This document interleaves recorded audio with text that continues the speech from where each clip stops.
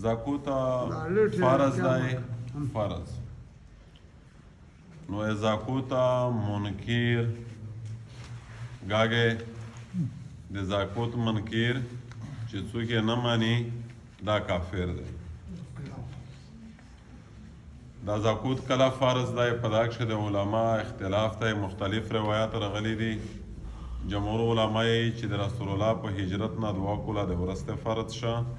خو ځینې روایات داسې دي چې نه مدینه ته هجرت نه وه شوی تر ده نه مخکې په مکه کښې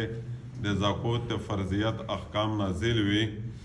خو محدثین یې دی په میانځ کښې په ټولې حدیث اتفاق داسې راوستی دی په هغې ارزونه الفاظ کښې بیانوه درته چې حکم یې په مکه کښې راغلی وه خو چې صحابه او رسول الله مدینه ته راغلل بیا نصاب مقدار 2.5% دغې تعین فرضیت په مدینه کښې راغی زکوت په چا باندې دی زکوت دی په مسلمان عاقل بالغ مالدار په کول دا تیر وي په هغې مول باندې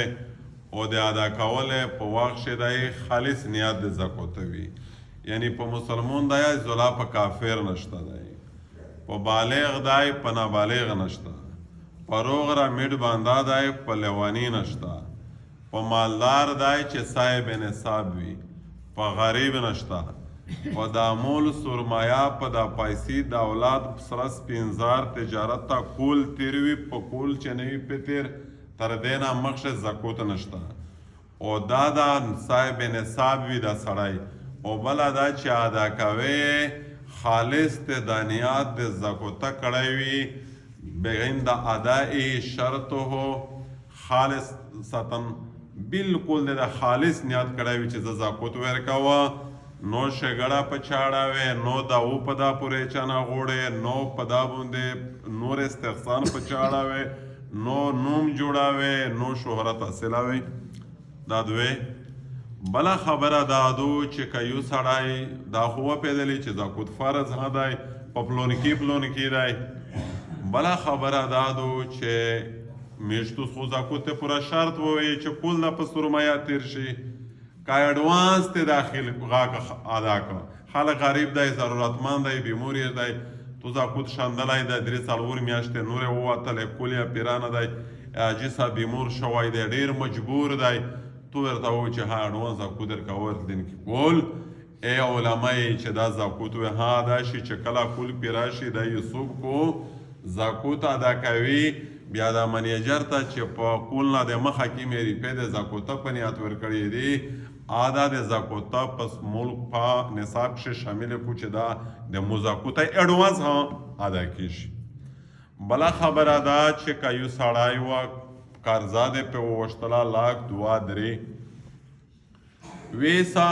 نه قرضه پرې کولی شي په نشتي تابه غانیولی دی مسکین دی او توی زړه نه ور پرېږدي مجبور دی یعنی چې دا زکوت چې ورکې دا سړی ته د روپۍ په زکوته ورکولی شي که نه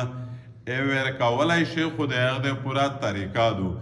داسې نشي ورته ویلی چې فرمانه په تو مې قرضه دو دا مې په زکوته در باخشتي بلکې د هغه د پورو یو ترتیب فقها وشوی دی شریعت وشوی دی پالې یا رولوړ شي دا سړی د قرضې نه خلوص شي د تو زکوت ادا شي شریعت ډېر خوشحالی لارې انسانونو ته ورکړي دي څوک یې په ماره کښې نه دی نیولی هغې طریقه ده بیا څه شي چې په فرمان مې 2 روپۍ قرضه دو 100 کوله ووتلې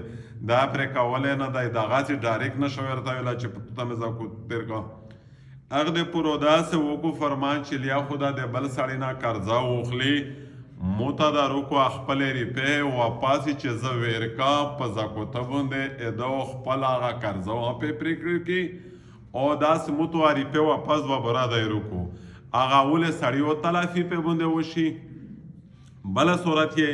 یو بل صورت یې ها شته دی بل صورت یې دا دی چې خپلې روپۍ دا ورکو زه خپلې روپۍ درته ورکړه چې دا په زکوته در 100 دا روپۍ قبض کو بیا ځای دنه مطالبه وکړه چې کړی اوس خو دانې روپۍ دې میندلې خپله مې په زکوته در کړلې خو اوس یې روپۍ څه شته نه مو قرضه خو روکه بیا دا روپۍ خو چونکې ده شولې دا روپۍ دی موته روکولی شي یعنی ادایګي طریقه شته خو ډېر خلک بیا داسې وکړي میر سره ډېرې رابطې کېږي چې سودا په پلونکي مې قرضات خو نه پیویژلای شي غریب دی مجبور دی زه څه په وکړه